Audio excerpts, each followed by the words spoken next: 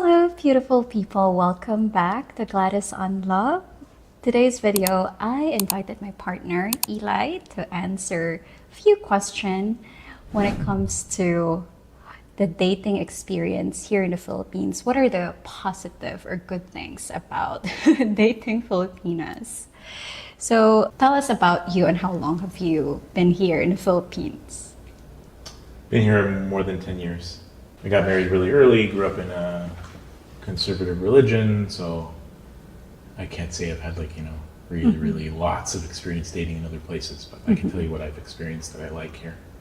Which is actually good because I just want to really drill down about your Philippine experiences with Filipina. What are the positive things that you actually notice? And I think your thoughts would be credible enough since you've been here for a long time. So first question is, let's go generic. How was your overall experience when it comes to dating in the Philippines? Women here are, generally speaking, very sweet and accommodating, sometimes too accommodating. Very, very nice, very, a conversation where the other person is very confident and going toe-to-toe with you on important world topics or something. It's going to be rare. If it's deep conversations you're looking for, it's going to be some searching. Just, of course, as always, it depends. What are you looking for? But overall, very nice women, obviously very beautiful. What do you find attractive when it comes to, when we're talking about Filipino women? To be honest, I think one of the things that's quite interesting is when you meet people who clearly are curious and want experiences but haven't really had that many, and pushing themselves out of their comfort zone. Yeah, it's kind of fun to be able to show somebody what it feels like to be taken good care of or treated well or pleased. It's nice. People here are, when you get them alone, they're pretty surprisingly open. When you get them alone. And you get them away from the fear of their family's opinions, so affected by the fear of other people's opinions. Exactly. And I appreciate those women who actually push towards those boundaries of societal expectation. And, when we're dating, I see attracting quality women that I even told myself I must be amazing. I'm in this group. Where did you find those women, or what did you do to actually attract those? When I say high quality women, they are women who are professional. They have Not all. well, at least the ones that I saw around you at that time. Professional, very open. They're not insecure necessarily. They actually can be around other women and not have to be insecure. Most of them are sort of Confident? Yeah, confident. Basically, they have the confidence. And please tell us what happened to that. How come I meet those women that you dated as well? How did you meet? Why were you meeting women I was dating when we were dating? Yes. And that's two hugely different questions, but I honestly think it just simply comes down to, was there some factor of them being interested in me for some reasons? So for me, it's not just women, it's people in general. I decided a long time ago I really wanted to surround myself with people who are curious, open to new ideas, thirsty and hungry to learn. And those kind of people typically ask more questions than other people do, and they're more interested. So it's not just about talking about themselves, it's about if somebody's asking me questions, and it's not just the usual, where are you from? How long have you been in the Philippines? Not the questions that are obviously are you single? Who are you with? Not that shit. But actual curious questions. What made you decide to come here in the first place? And then going deeper when you answer. When you give them something, going deeper, that's a rare thing. And if you only talk to 20 women, you're probably not going to find any. Probably going to have to not just swipe for total beauty also, because sometimes the women that you're gonna find the most interesting or not the absolute most beautiful in photos. So it's like mostly creating more opportunities and meeting people by swiping more and just being open, not just looking for attractiveness necessarily, and also filtering them out by They looking. filter themselves out because they don't respond. But look, women are looking for the guy to initiate, right? So women aren't gonna usually, except for you, are not gonna chase guys, right? So Did it chase you? I don't have records, but I did message you first. most women are not going to initiate. That's what they've told themselves they can't do. It's like it's not okay, so they don't do it. So you have to give it a couple of tries. So matching first, asking a question, have a good question, like on your Gboard clipboard, right? Just copy paste it. Have a good question that if people don't even engage, if you ask a question like, what's the most interesting thing that's happened to you, or what's something great that's happened in your life and recently, and people just say hi, maybe just never respond again or delete the chat. But if people start to engage with you when you ask good questions, I think you have to match to a lot of people, and you have to ask a good question and see if they kind of engage. You notice the ones that stand out, the ones that are also more engaged. Maybe it's just timing. Maybe they're desperate. Maybe they're horny. I don't know. Anyway, whatever it is, interesting people just sort of appear. Maybe it's also your profile. I don't. You mentioned about getting clear on what you want as part of the reason how you attract. How did you actually know what you want, or what was your method? What did you do being clear of what you want? Yeah. So this kind of goes to something more beyond just dating.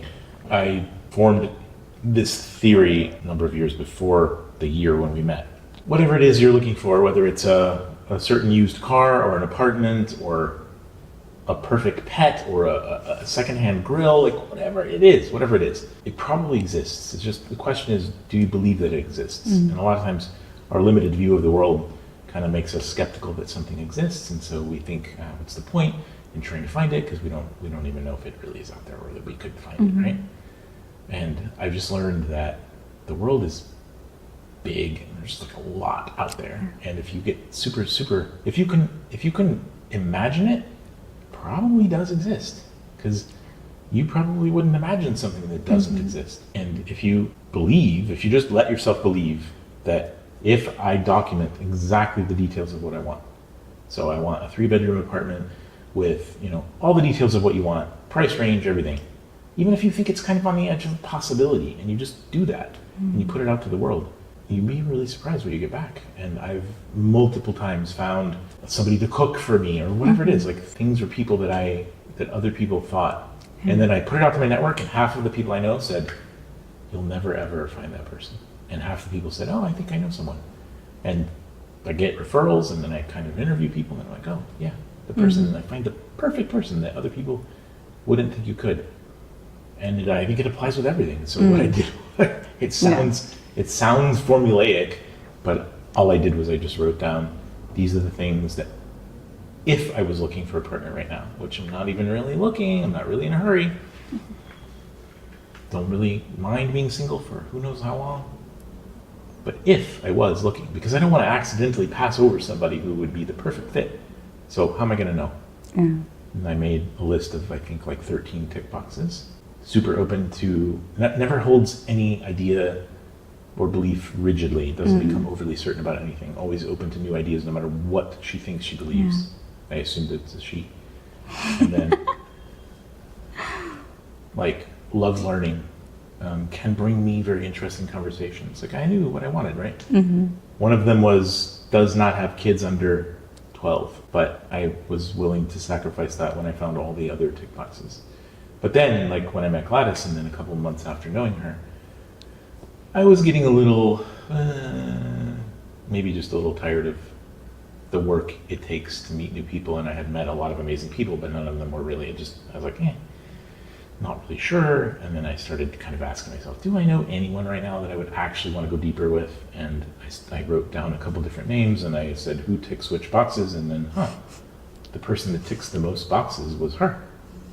And so I asked her if she would be willing to potentially try living together longer, because a few of the boxes you would never know. You would never know. can we have amazing conversations when we wake up in the morning? Like there's things you would never know unless you live together for some serious number of months. And then she didn't answer me. Well, I did eventually on the third ass. She dodged me twice. But it's good. I love how you were actually very clear about what you want, what you're looking for, and even making a list for it. Because even I'm doing this coaching as well with my clients, and some of them, they're saying that, yeah, this is the type of woman that I'm looking for, but I'm not sure if it really exists. So I'm just gonna settle for what's out there. And I thought it's just women who settle, but I realized there are also guys who just actually settle for those who will choose them. Surprisingly, I really thought it's just a woman who's waiting to be chosen, but surprisingly, men as well. And of course, as a foreigner, if you come here, a lot of women will choose you. A lot of women will I think we should make a note on this because it's important. Yeah. I don't care what age you are or what gender you are. Like any man out there, whether you're admitting it or not, it feels really good to be wanted or liked. Yeah, for sure. And you can get very swayed by that, whether you know it's happening or not. I used to have such a very insecure person. And when I first went to online dating, I was so surprised how much match I get. And it felt good. But when it comes to choosing, I let my insecurity win, and I was like settling for just whoever is willing to settle down and marry me. And I'm just so glad. Didn't really find someone at those moments because that's probably a very wrong filter. I'm glad it took 2 years, and then I finally get tired and decided, okay, let me choose a different path. And I decided to just be more open. And you know what? I let go of the intention of being rigid in like just looking for someone who put serious relationship in their bio, and actually just look for people that first maybe I'm attracted to them. Because before, if I'm attracted with someone, they're probably out of my league and I'm talking myself out of it. But when I transition, yes. And then I transitioned to I like this person and I want to get to know this person. If I get rejected, that's fine. I'll move on to another one because there's no more expectation. To wrap this topic, what would you say, or if you have an advice or some words that you can share with the viewers who wants to attract an ideal partner in their life, what would it be? It's not that easy, but I think knowing yourself is the first thing. I don't think any of us can be really good partners in a long-term relationship without somewhat whole. And I think often relationships or love relationships that make you feel so in love can teach you so much about the things that are not yet healed inside of you, or things you're trying to fix, or gaps you're trying to fill. And a lot of times we get attracted to people that make us feel amazing, but it is not the right partner. It's just somebody that's making us feel a certain way.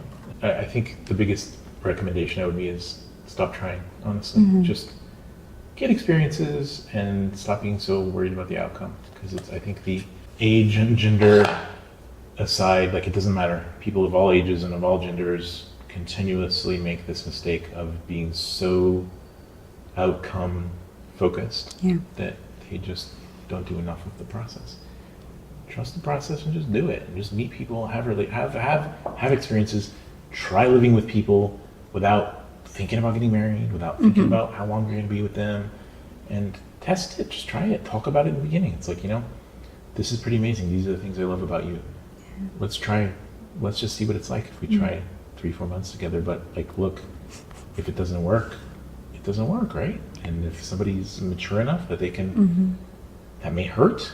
I did that once with somebody where it was like this experiment where we both liked the idea of a finite month, where no matter what, we would take a break after 1 month. And I think it might have actually hurt her feelings when I said, I don't think it's working. I could have done it maybe a little bit better, but I'm glad we did it that way because it wasn't working. Anyway, you won't learn enough about yourself if you don't experience with enough people. And you won't experience with enough people if you're too focused on finding the one. Right. So clear list and no deadlines, no time limit. Just keep and just more experiences, more dates, more experiences, more tries, more, and then look, like whatever happens, no matter what happens, just only look for what can you learn from the experience and not some story about the person or you or, like, that's fine. It doesn't work. It doesn't work. The only time we make up stories that there was some big problem is because we were attached to an outcome that we didn't get. Yeah. I love that part, especially when you talk about not being attached to the outcome, because I'm the second person you tried that 1 month relationship thing. And when I heard about it, because I'm also someone who's in that stage of my life where I'm just open to experiences without any expectation. And I like you, I've been learning a lot from you, and I'm also meeting amazing people through you. So I thought, sure, 1 month, let's try it out. And I'm glad that we are very concise about the agreement too. Okay, 1 month, test it out, let's live together, and then let's part ways, and then decide. Did we actually do that after 1 month? We did that after I think the relationship just was very good. And then after 2 months, we have to part ways for, I had a friend who came here from Croatia that I have to. With very little notice. With very little notice. But I've been talking to him prior to you. So, and just build a relationship from transparency and trust and openness too. I think also what helps us get past through that said time frame. But we actually decide, like, hey, this relationship seems to be going very well, and I I think never thought about it like that you going away for a week with him kind of was the... I see it that way, because when we're in Manila, we were already talking like, hey, we were already expressing to each other like, hey, this relationship seems really amazing, and I want to go deep there. And you're like, oh, wait, let's take a break because I'm gonna be spending time with someone.